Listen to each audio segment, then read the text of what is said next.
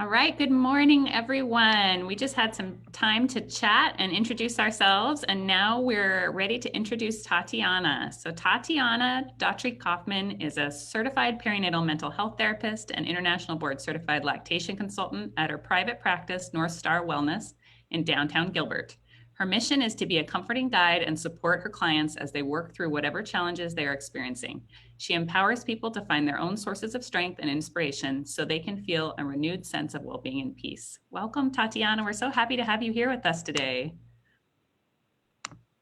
Thank you, Jenny. I'm so glad to be here with you guys. This is exciting. Yeah.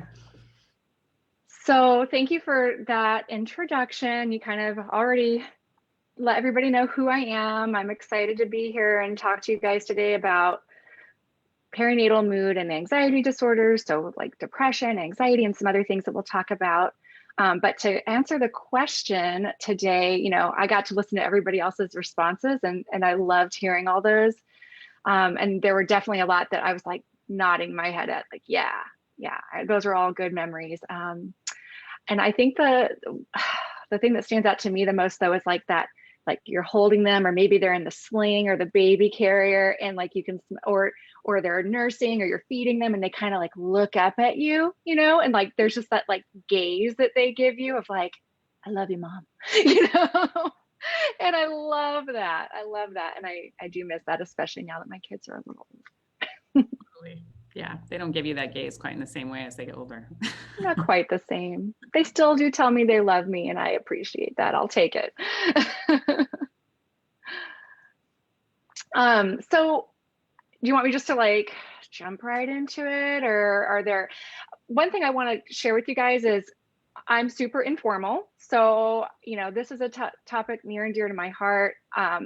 I could probably talk all day about, about this subject, but I know we have, limited time. So Sarah and Jenny, if you can help me with that, because like I said, I might be like a little time blind and not be noticing where we are with time. And then if there's questions, right, that people have, let me know, because I welcome them. It doesn't need to, I want this to be a discussion today. I don't think I just need to sit here and talk you guys' ears off. So if you've got questions for me, absolutely, I welcome them. Like Jenny said, and Sarah, if there's something that you want to ask, but you don't want to put it live, no big deal. We can talk about it later. But the first thing I wanted to just start off with is kind of the basics and what are perinatal mood and anxiety disorders? And I'm going to start with the word perinatal, because that's a word that you might see a lot. Sometimes we also talk about like maternal mental health or perinatal mental health, but perinatal is a word that it's a little bit more broad than just postpartum, because that's, if there's one thing that I want you all to know, it's that none of this stuff happens exclusively postpartum. And some of you guys listening today, you might know that from personal experience. But I talk with a lot of people who didn't know that, and it took them by surprise that they could be experiencing some changes in how they were feeling, either before they got pregnant or while they were trying to get pregnant, during pregnancy, and then after. And then even the word postpartum gets defined different ways by different people. Some people think about, oh, that's just like the first few weeks after I give birth. I go in for my 6-week, OB visit postpartum, and then I'm cleared, I'm good, right? And then some people think, oh, it's like maybe the first few months after I have a baby. But technically we look at it and say, it's at least the first year. But me and a lot of other professionals would say it can show up for years after you have a baby. And when I see that happening, it's usually it was maybe rooted in stuff that happened earlier on that just wasn't identified, or there weren't resources available to help with it. And now you could be with a child that's not a newborn anymore, and maybe struggling with some of the things we're going to talk about today, and you go, oh, could that be a postpartum depression or something? And it could be. So my goal today is to kind of share with you guys a little bit about what that can look like, what some of those symptoms are that you might want to look out for. I noticed one of our participants today mentioned that, like, hey, there are some good times, so that makes it a little tricky for me to know, am I depressed? And this is a unique time period in our lives, you know, when we are in this perinatal time. Either we're working on having a family, maybe we're pregnant, maybe we've had a child, and the symptoms of depression and anxiety might show up or be experienced in some different ways that could be unexpected. So hopefully, I don't remember who it was that said that, I'm so sorry, but hopefully our discussion today kind of helps, you know, clarify some of that. So perinatal mood and anxiety disorders that's kind of like a general term that gets used to describe depression, anxiety. It can also include post-traumatic stress. So like PTSD-like symptoms, and I definitely want to talk about that today. There can be some other things that can manifest along with anxiety. We can also see things that are like OCD-like symptoms. So we call that postpartum OCD, and I'll describe more about what that is. And then we have some of the ones that I often get asked about. I don't know about Jenny or Sarah, but postpartum psychosis and a bipolar disorder. Sometimes you hear about those things on the news, you know, and things like that when we hear some big stories that happen. And I'd like to maybe just address that real quick, because one of the questions that parents who are experiencing some changes in how they're feeling, maybe they're having some thoughts that are worrying them, oftentimes they'll ask me that, am I experiencing psychosis? So again, we'll break all that down today a little bit and just kind of give a brief overview of what those things are, what you can look for in that. But let's start with anxiety, because I think that, and that will lead me into some of the other things that we just talked about. But as much as you guys hear about postpartum depression out there, a lot of people are more familiar with that. But what we see even more than depression is anxiety.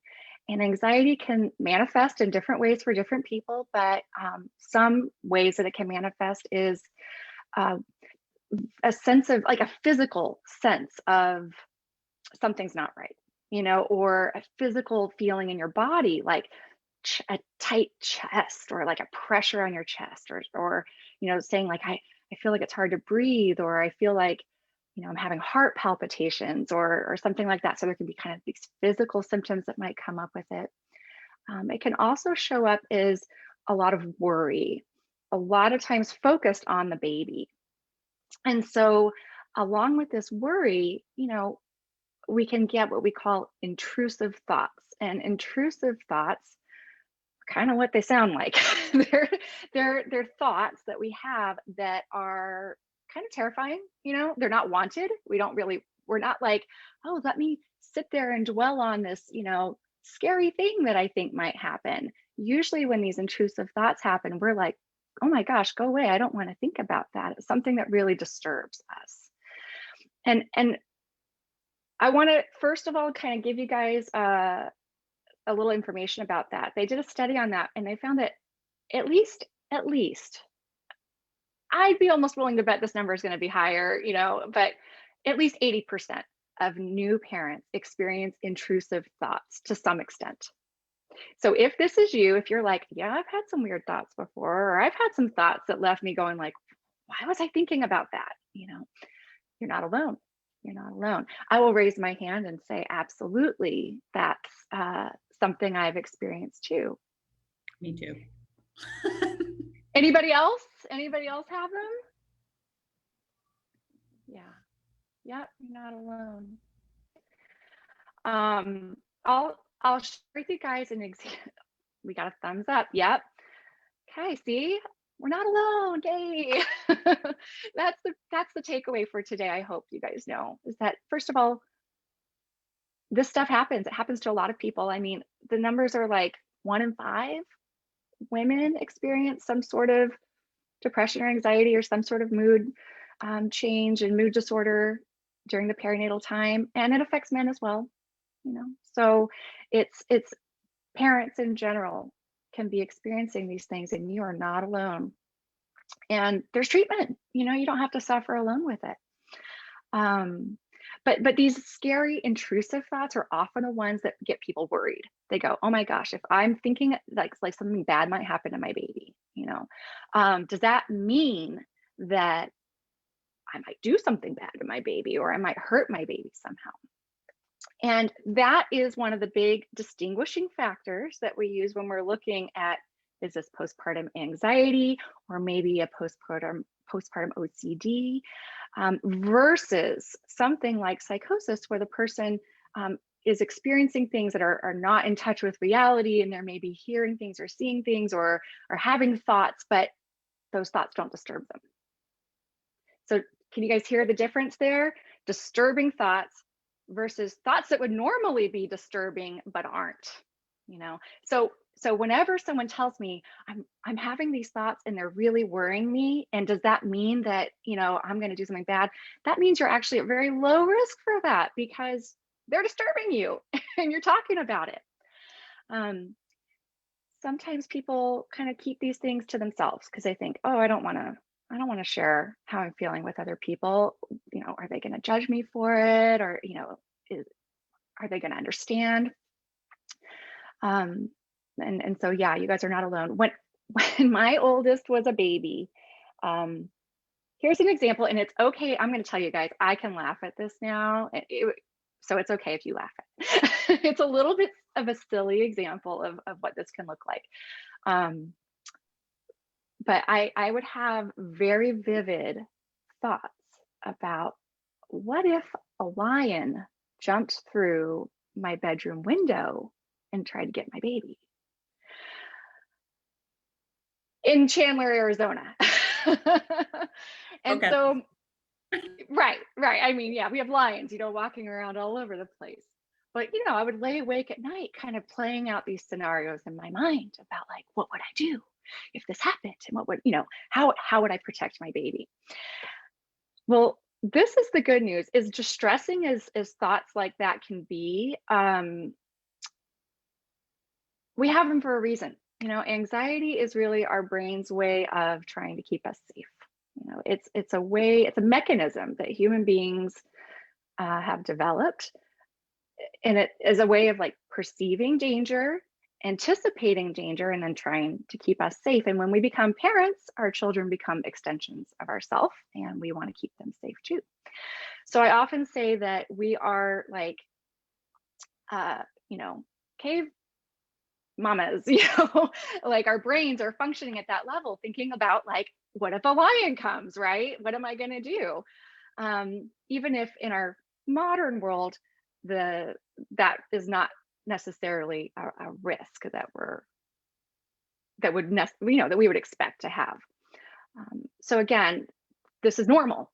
This is normal if you have these kinds of things happen.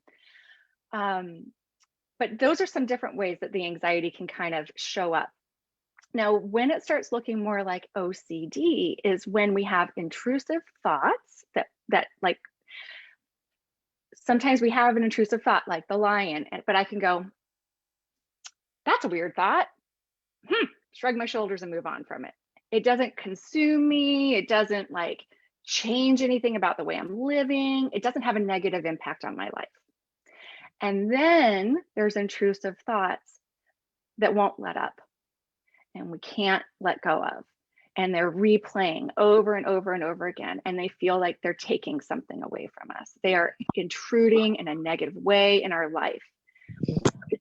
That would be what we would label the obsessive part of obsessive compulsive disorder. Because a lot of people hear OCD and they think, oh, that's like people who like have to wash their hands a lot of times or something like that. But OCD starts with, whether it's in the perinatal time or not, involves an intrusive thought or an obsessive thought that is really disturbing. And then that can lead to doing or avoiding doing certain things as a means to prevent that scary thought from happening.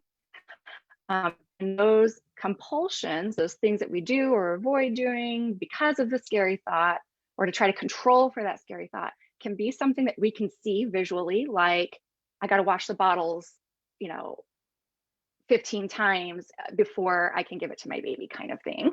Or it could be something that no one else can see because it's happening internally. It's like, I got to reassure myself all over and over and over again that I'm safe, that everything's okay. Or I've got to Google everything to reassure myself that everything's okay, or things like that. So this is actually something I see a lot in my practice. And so if you're identifying with anything I'm describing, again, you're not alone. This is something that's very, very common. And there can be, different reasons why these things show up,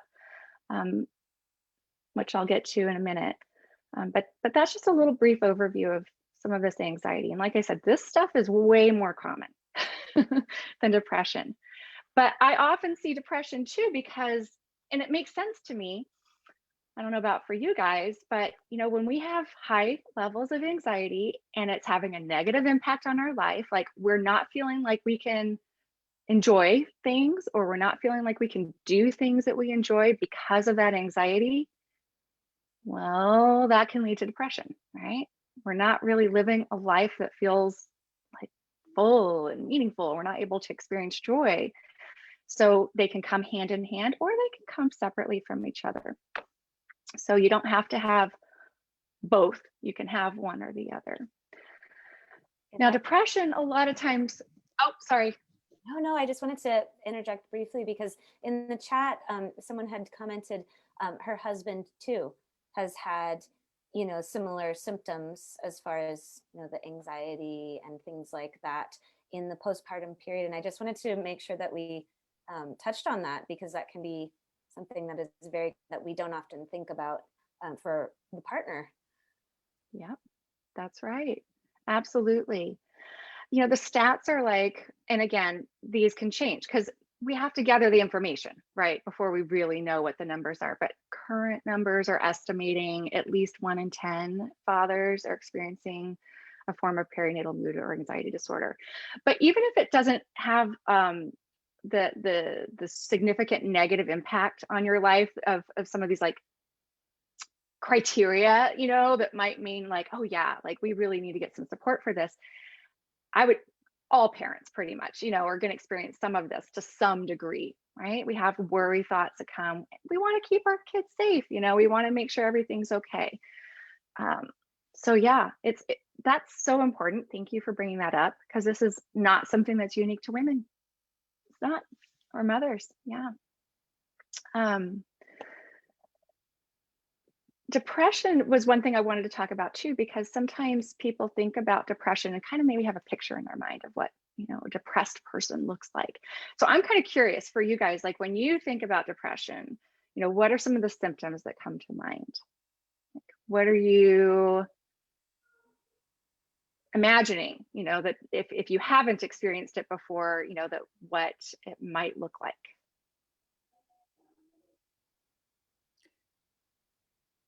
I can say I used to think it was just sadness. Mm-hmm. Yeah. I agree. I used to think it was like crying all the time, right? And yeah. I think for me, it ended up being really angry. Okay, there we go. Exactly. Thank you for sharing that.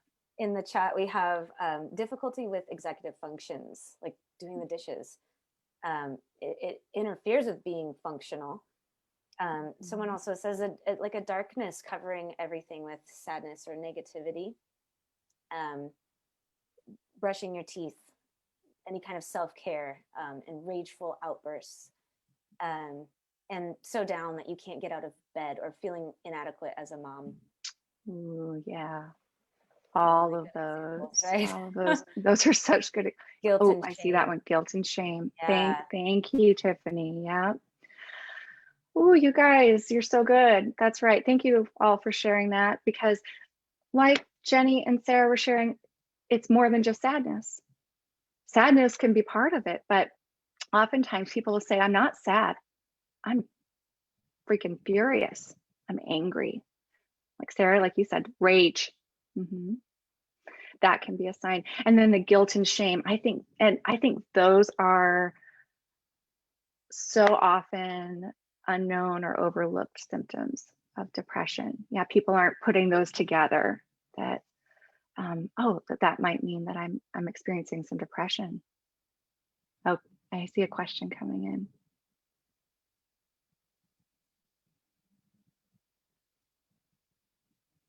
Is rage a symptom of PPD or PPA? Okay, good question. It could be both. It could indicate it could indicate both. I would probably, as a therapist, I'd need to know more, right, about like what all's going on. But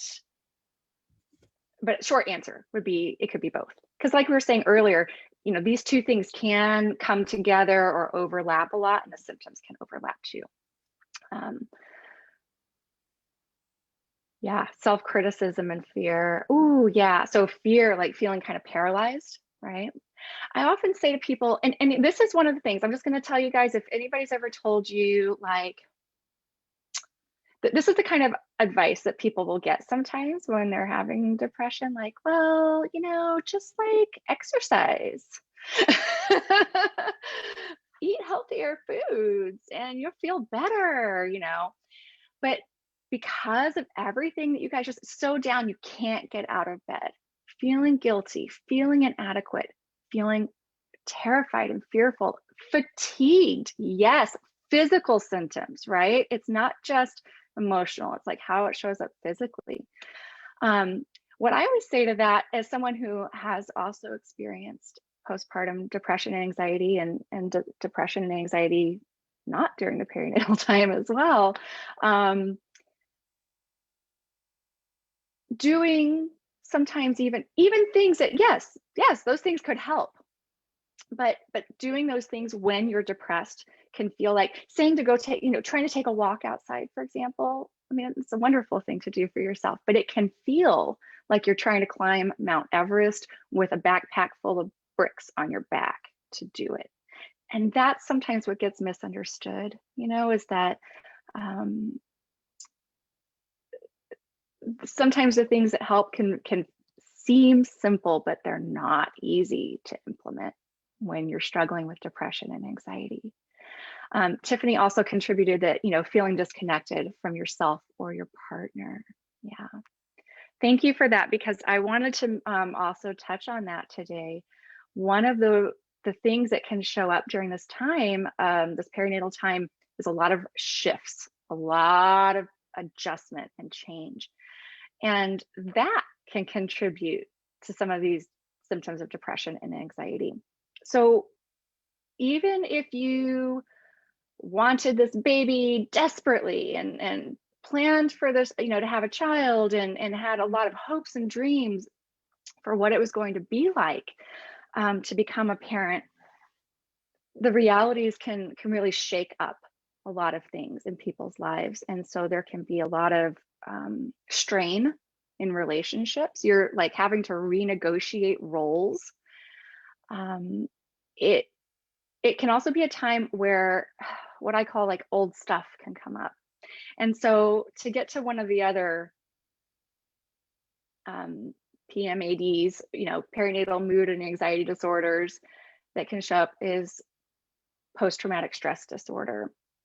And this is another thing that we see. So a lot of times we can be experiencing symptoms of depression and anxiety that are rooted in painful past experiences and stressful experiences, either in other times in our life or during the perinatal time. Perhaps there's been traumatic events that have happened in trying to get pregnant, maybe infertility treatments, maybe, you know, things that have happened during the pregnancy, maybe things that have happened during the birth. And so a lot of, and it can also be related to the effects of racism, sexism, different forms of discrimination throughout your life. You know, it's one of these interesting experiences, and sometimes deeply painful experiences, that we become parents, and all the stuff that we thought you know, maybe we'd healed from, or we thought that, you know, wasn't an issue for us, gets kind of brought up to the surface, and we feel like we're kind of reevaluating a lot of our experiences, and there can be a lot of intrusions that happen from trauma. So a lot of anxiety, again, like I mentioned earlier, what's anxiety? It's our brain's way of trying to keep us safe. Well, if you've ever experienced situations where you weren't safe, your brain is like doing its job, right? Trying to protect you, but it can put you in a state of hypervigilance, right? That makes living in the day-to-day, in the here and now, difficult. And so that's definitely something that I see too. And I'm seeing some comments that some of you guys have experienced that as well. And it can definitely lead, just to echo what one of the commenters said, it's, let's see if I could find, sorry guys, I like had it in my eye and then I lost it, but yeah, basically just that, yeah, it can be this stuff that shows up and we might not expect it. You know, we might come into this experience like, oh, it's going to be blissful, you know, and it's not. So relationship changes, strain. One of the biggies of things that can also contribute to this stuff is sleep. You know, sleep is pretty fundamental, and it's hard to operate with all cylinders firing, right, when you're not getting the fundamentals of what you need met. So that's like enough food, right? And, you know, being well fed, well hydrated, getting enough sleep, like feeling safe in your environment. These are all kinds of like the bare bones basics of what we all need as human beings. And this is a really unique time period in our lives where the very thing we need the most is the thing that we are most deprived in, and is very hard to get.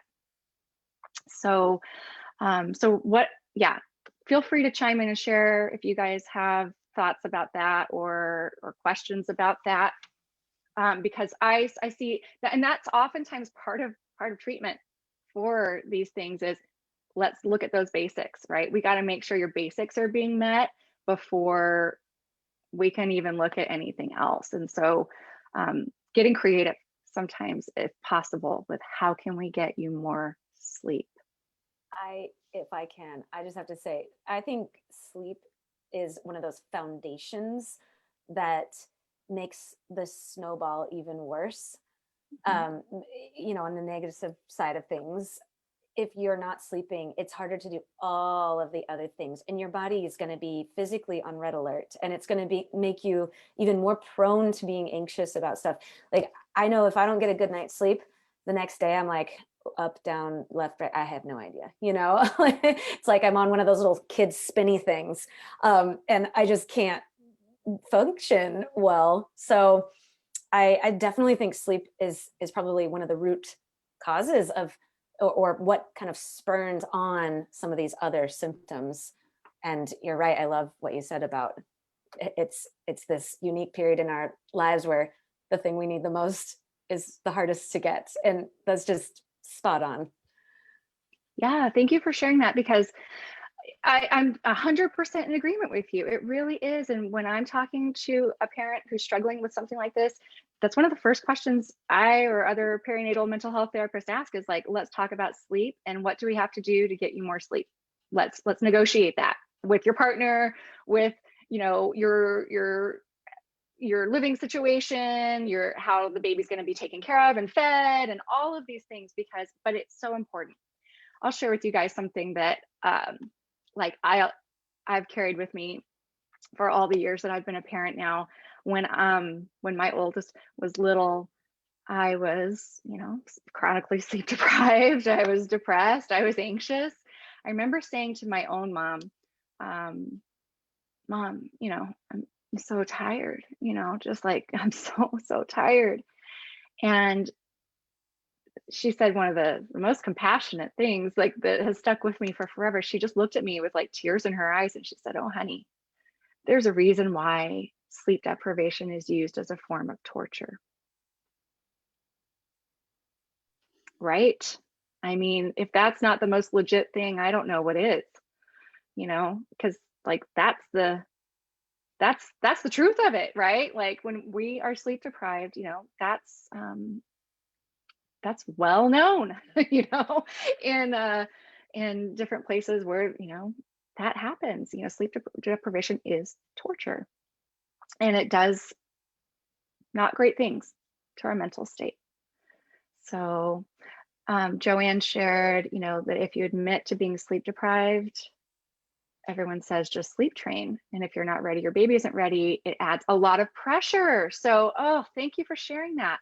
Right. And kind of going back to what Sarah and I were saying earlier, it's this wild time. Like, this is the thing I need the most, but it's the hardest thing to get. And there's no easy, straightforward answers to how to get it. And so I want to acknowledge that, because it's trouble. It's an issue. The other thing is healing from the birth.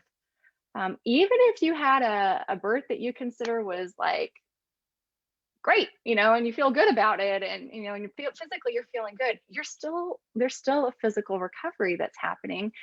And I can't think, can you guys think of any other situations? I've tried to think of any other situation where you would have a major physical event happen. Maybe you have a surgery or something like that, and then immediately after they're like, here you go, here's a creature you have to keep alive 24/7, and like you're solely responsible for while you're healing from something really major.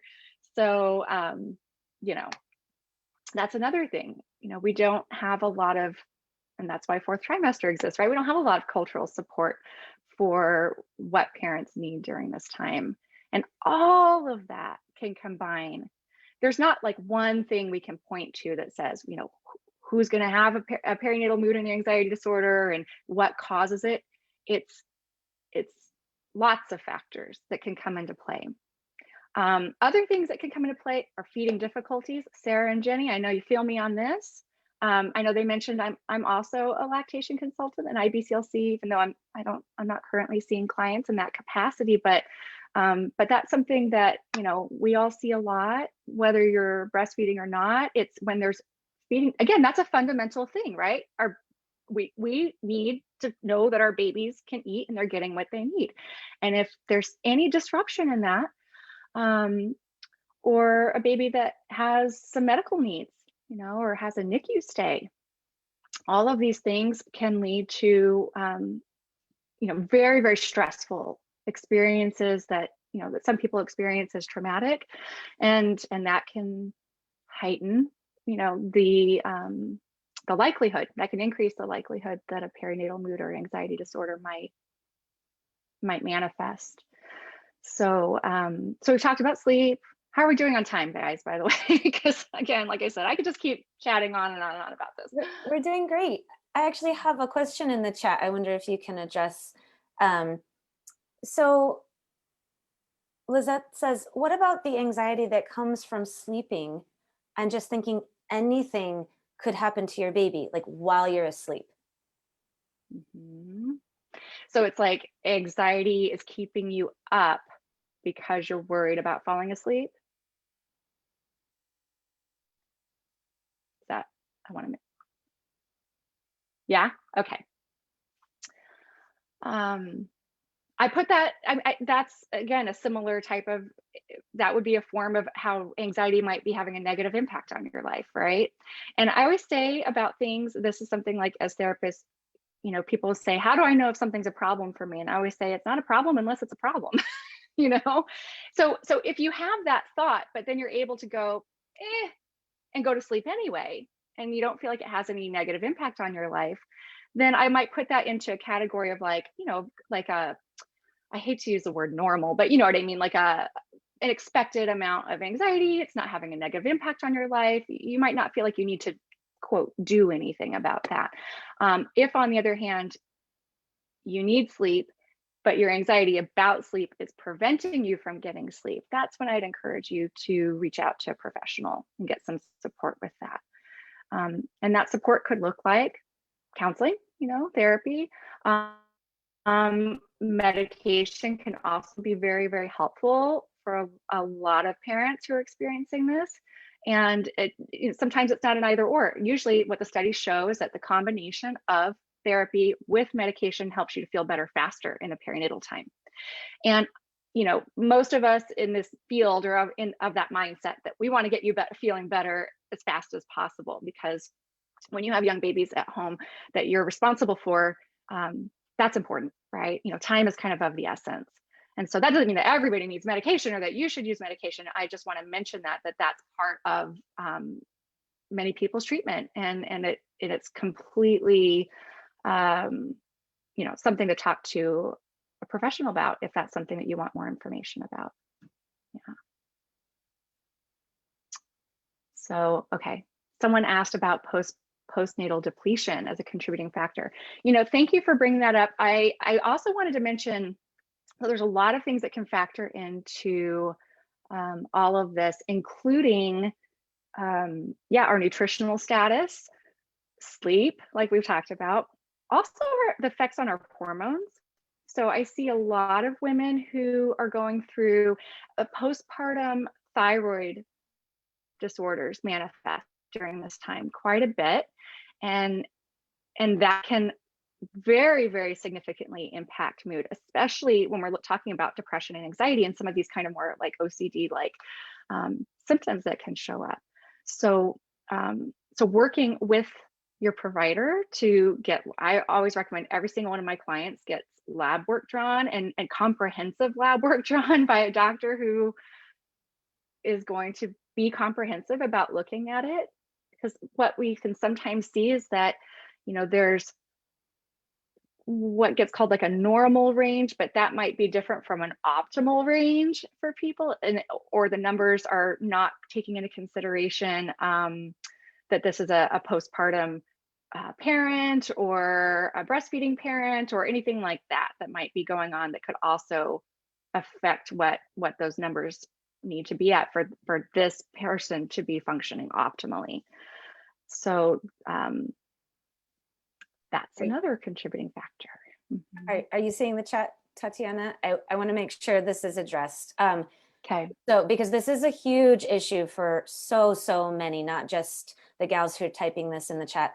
The issue of wanting to seek support, but not feeling like you're going to be accepted in the truth of what is happening within you, not wanting to be judged, not wanting to be called out, not feeling safe getting that help. What would you suggest for moms or dads even who feel like they're in this position?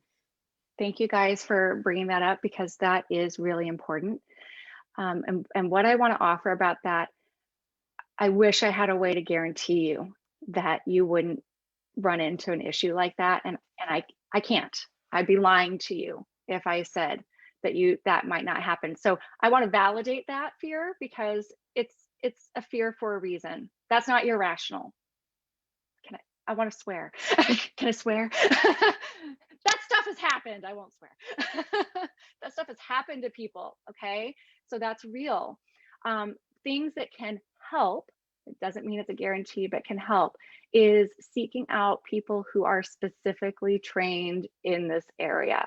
And, lots of people say that they do perinatal mental health or maternal mental health, but that's like added onto a long list of other things that they say that they're experts into, and that's not to say that they're not competent. But what I know is that, it's important for the person that you're seeing, if they're a therapist, if they're a doctor, that they understand that when you tell me I'm having XYZ scary thought about my baby, or I'm having intrusive thoughts about something happening to my baby, that I know the questions to ask, or that person knows the questions to ask to differentiate between being a risk and not being a risk. And then that's good, right? And like what we do with that. And so, that's important. And I think the number one thing that you can do is seek out people who are either certified in perinatal mental health, or really have a lot of training in that area and specialize in that area as much as possible. And there are some resources that can help you to locate providers like that. Locally and nationally, we have an organization called Postpartum Support International. postpartum.net, and we can share these resources with you guys too, but postpartum.net is the international website. So much good information there. If you want to know more about anything that we've talked about today, please go visit there. And there's a hotline that you can call or you can text to get connected to volunteers who will offer you support, peer support. They're not therapists and professionals, but they're going to offer you peer support and help get you connected with coordinators. Now, disclaimer, I'm one of the coordinators in Arizona, so if you reach out to them, you might get connected with me. But what we do as coordinators, oh darn, yeah, is help you connect with local resources, right? So we have resource lists, and you can actually find our Arizona resource list on psiarizona.org, which is the local chapter, Arizona chapter of Postpartum Support International. And we have a list on there. And yes, I'll be honest, sometimes it gets out of date and we have to go in there and update it. But anybody that gets listed on there, you know, has training in this area. And so that's a good start. On the main PSI, postpartum.net website, there's also like a find a provider place. And so people who, you know, have listed themselves there, you know, they've gone through training, maybe they're certified or whatever it might be, and they'll list themselves there. So you can find them there. PSI, Postpartum Support International, but PSI for short, also now offers a call line for prescribers.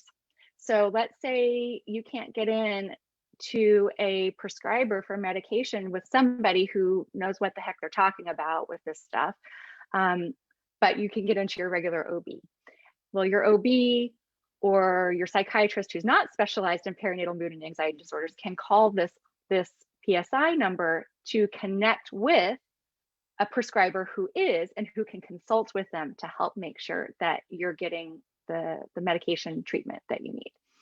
So those are some of the resources, not all, but those are some of the resources that are out there that can help you guys locate somebody who you can trust, because that's the number one thing with treatment, is to find somebody that you feel safe with, and that you know, and who you feel like you can trust and open up to them. Oh, I see somebody mentioning the pandemic. Can we talk about that too? Oh my gosh. You guys who've had babies this past year, I'm so sorry. So another part of all this is grief, okay? And that's not something we've touched on today, but and there can be grief for lots of different things that can come up, but since COVID was mentioned, I think that's a really good example of, there's a lot of loss. Not sometimes loss that we didn't anticipate, but we experienced nonetheless in the process of becoming parents. And there's the loss of, there's loss of maybe people, but there's also loss of expectations and hopes and dreams and relationships and the ability to connect with other people. You know, one of the number one things that makes a difference for anyone struggling with anything really, but since we're talking about this topic today with these things, is to know that you're not alone, and to be able to connect with other people who are in it with you or have gone through it and come out on the other side, so that you can experience some hope and some connection. And that's something that's been, it was already bad to begin with. It was already not enough of that. And it's been stripped away even more. And so, you know, I think that's really important to acknowledge for all of you guys who are parenting in a pandemic. You know, there's a lot of loss, a lot of isolation. I saw that word come up. So again, if you're feeling that might be a good time to, you know, join in. I'm so glad that you guys are here today, joining in on meetings like this, seeking out what opportunities you can to connect with others. If you feel like it's taking a toll on you and having, again, I always go back to, if it's having a negative impact on your life, or you just feel like you'd benefit from more support, go on to that PSI website and, you know, look for counselors or therapists in your area who who get this stuff, and can help. As a sidebar to this, I would love to, at the end of our time today, be able to hold space for one another, for those who want to. So I want to just maybe give 15 to 20 minutes, which is a little bit more than we typically give, but I feel like this flows very naturally out of this conversation and some of the things that have been brought up. So as long as that's all right with you, Tatiana, we would have about 5-ish more minutes, and then we can kind of shift into that. Would that be all right? That was great. Awesome. That's perfect. Okay. Sounds like we just need to love on each other today. Yeah. And I think I've kind of just touched on some of the biggies, that are things to be aware of. But if you guys have any questions for me that we haven't touched on, I'm happy to answer them. And if we need to just move into, like you said, kind of loving on each other a little bit and holding space, we can do that too. So I'm going to pop us off of Facebook Live. If there's anybody on Facebook who wants to join us, you're welcome to do that on Zoom, but I'm going to pop us off right now.